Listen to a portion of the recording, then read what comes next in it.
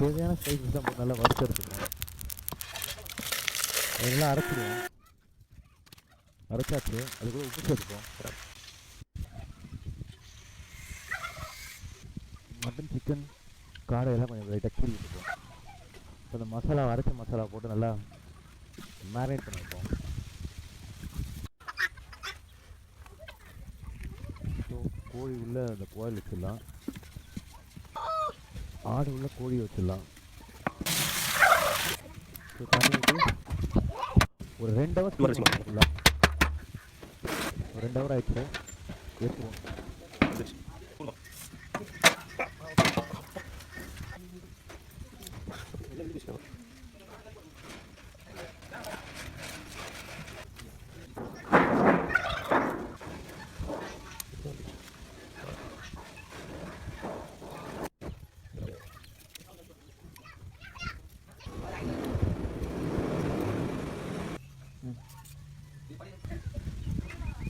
எவ்வளோ கட் பண்ணியாச்சு. எண்ணெய் ஊற்றிட்டு போட்டுக்கலாம்.